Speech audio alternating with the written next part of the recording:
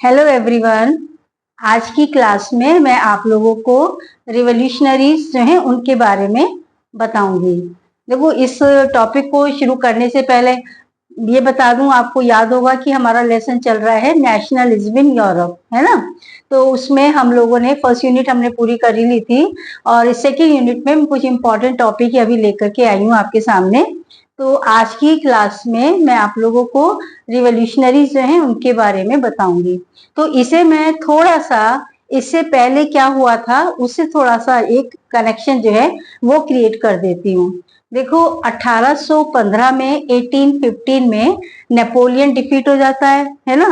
और हमने देखा कि उसको ये ब्रिटेन ने, ऑस्ट्रिया और ये रशिया, प्रशा ने मिलकर के इसको हराया था।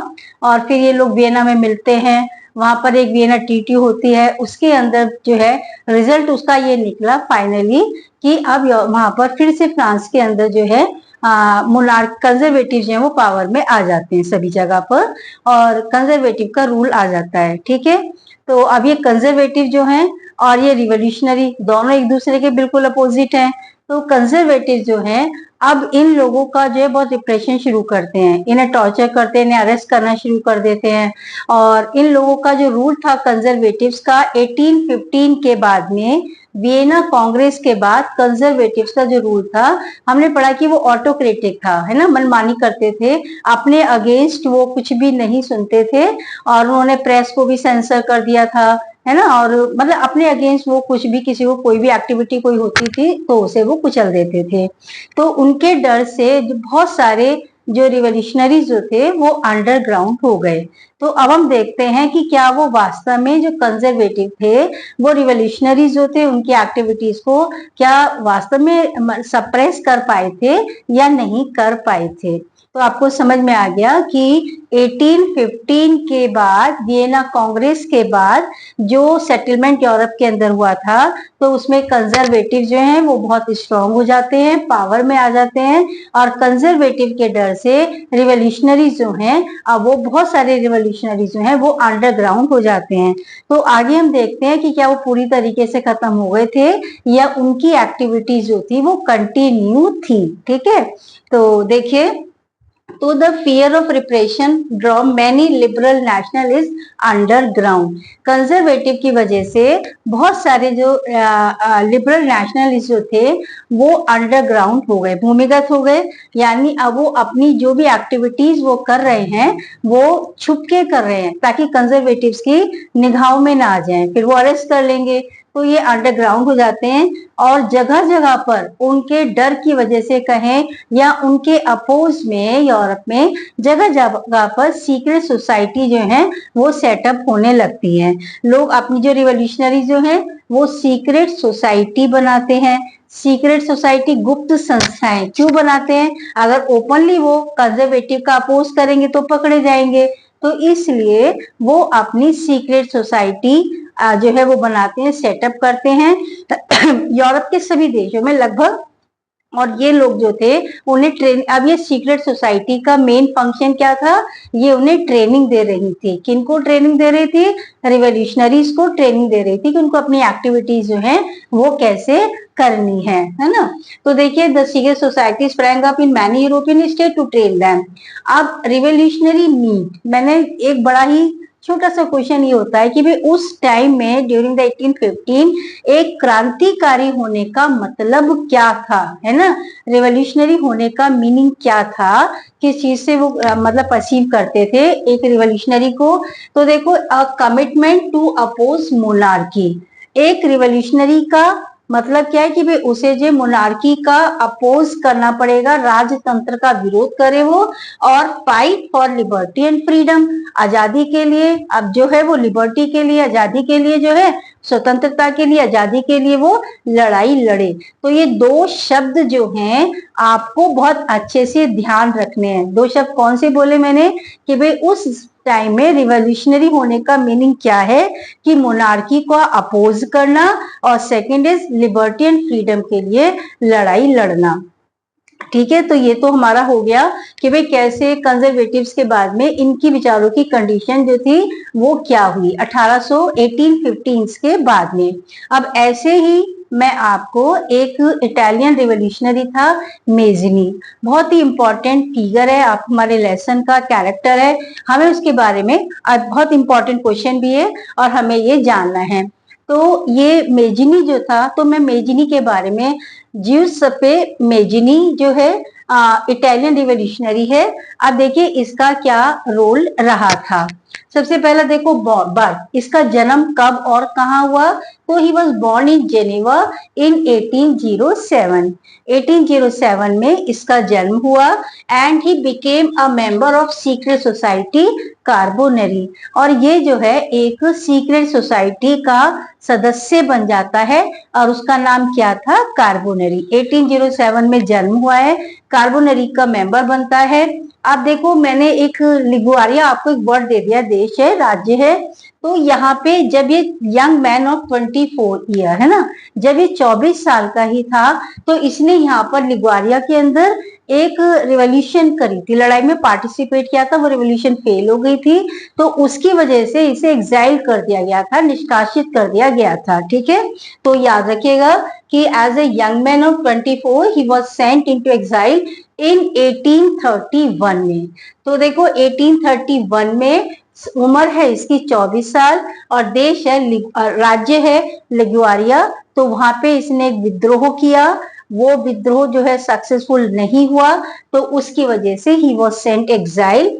और आप देखिए सीक्रेट सोसाइटी, अब यहाँ पर लेकिन वो अभी उसके बाद में इसने अपनी जो था, मेजिनी ने अपनी 2 सीक्रेट सोसाइटी जो थी वो बना ली थी। अब ये 2 सीक्रेट सोसाइटी कौन कौन सी थी, बहुत अच्छे से नाम याद रखना है, एमसीक्यू में भी पूछा जा सकता है, 1 मार्क 2 मार्क क्वेश्चन में पूछ सकते हैं कि उसकी सीक्रेट सोसाइटी कौन कौन सी थी। तो यंग इटली इन मर्सिलीज, ठीक है, एक इसकी सीक्रेट सोसाइटी का नाम है ना, तो यंग इटली इन मर्सिलीज, और second one is young Europe in burn. तो देखो ये 2 सीक्रेट सोसाइटी थी जो मेजिनी ने बनाई थी।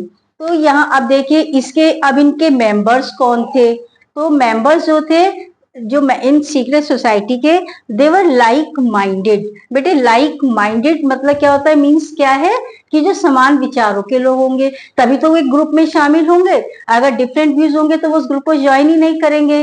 तो इन दोनों सीक्रेट सोसाइटी के जो मेंबर्स थे ये लाइक माइंडेड थे, यंग मैन थे, और ये कहाँ से थे, ये Poland, France, Italy and German state से थे, है ना। जर्मन आपको याद हुआ कि वो 39 स्टेट में छोटे छोटे कॉन्फेडरेशन में डिवाइडेड था, तो ये उनके सबके जो थे मेंबर्स थे, मतलब जो रिवॉल्यूशनरी जो थे इसके जो मेंबर थे। अब मेजिनी बिलीव, तो देखो मेजिनी क्या मानता है, मेजिनी का क्या सोचना है, क्या विश्वास था कि God had intended nation to be the natural units of mankind. भाई राज्य जो है ईश्वर ने की प्रकृति ईश्वर ने बनाया है मैनकाइंड के लिए, तो यहाँ पर वो कह रहा है so Italy could not continue to be a patchwork और स्मॉल स्टेट। तो इटली का था, अपने देश के, अपने राज्य के बारे में बात कर रहा था कि भाई इटली जो है उस समय, अभी हम यूनिफिकेशन में पढ़ेंगे, छोटे छोटे 7 प्रोविंस में डिवाइडेड था, किंगडम्स में। तो वो कह रहे कि इटली जो है वो स्मॉल किंगडम का में पैच वर्क की तरह से नहीं हो सकता। ठीक है, तो यहाँ पे patchwork of a small state and kingdom, तो unification of Italy could be the basis of Italian liberty. तो कह रहा था भाई इटली की आजादी का मतलब ये है कि वो जो छोटे छोटे किंगडम्स में डिवाइडेड है वो सब खत्म हो जाए, इटली का एक यूनिफिकेशन हो जाए, एक देश बन जाए, तो तभी इटली की आजादी होगी, है ना। तो ऐसा ये मानता था। ये बड़ी इंपॉर्टेंट लाइन है, आप याद रखेंगे मेजिनी का बिलीफ क्या था। ठीक है, अब देखो उसके सीक्रेट, अब उसके बाद में कि अब मेटरनिक ने उसके बारे में क्या कहा कि सीक्रेट सोसाइटी जो सेटअप हो गई, वो हमें बाद में देखेंगे उसने क्या कहा कि सीक्रेट, अब बाद में जब उसने उसका विजन को देखा कि उसे तो इटली को यूनिफाई करना था, है ना, तो अब अलग अलग बहुत सारी सीक्रेट सोसाइटी जो है जर्मनी में, फ्रांस में, पोलैंड में, स्विट्जरलैंड में, है ना, सेटअप होने लगी थी।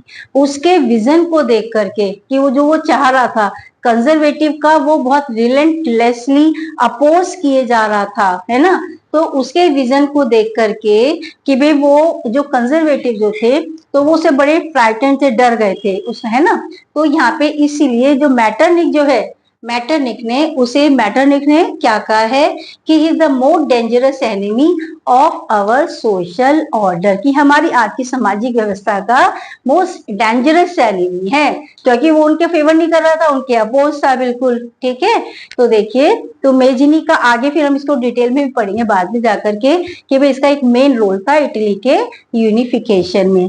तो रिवोल्यूशनरीज के बारे में आपको बस केवल इतना, देखो दो चीजें एक बार समराइज कर देती हूँ, आराम से सुनिए, ध्यान से सुनिए कि जब 1815 में कंजर्वेटिव आ गए हैं, कंजर्वेटिव जो हैं अब वहां पर, तो उनके डर से जो रिवोल्यूशनरी जो थे वो अंडरग्राउंड हो गए हैं, और वहां पे अंडरग्राउंड होने के बाद में उन लोगों ने अपनी सीक्रेट सोसाइटी जो है वो बनानी शुरू कर दी है।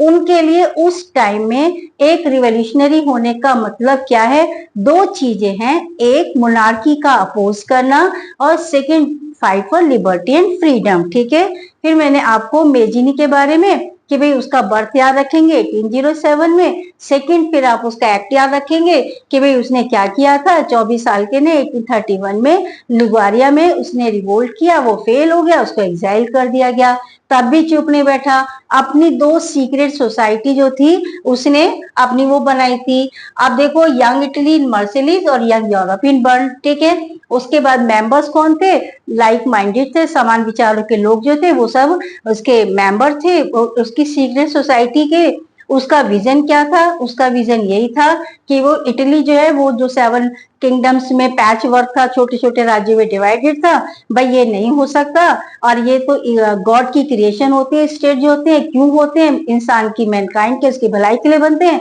तो इसलिए इटली की लिबर्टी का बेस क्या है कि उसका यूनिफिकेशन हो जाए। ठीक है, बाद में फिर हम लास्ट में हम कंक्लूड करेंगे अपनी बात को मैटरनिक से कि भाई मैटरनिक ने उसके विजन को देखते, उसका विजन हमेशा कंजर्वेटिव की नींद उड़ा के रखता था, तो वो भयभीत हो गए, तो उसके सपने को देखकर, उसके विद्रोह को देख करके रुक ही नहीं रहा था, तो भी मैटरनिक ने उसे क्या कहा है उसके बारे में कि the most dangerous enemy of our social order. ठीक है।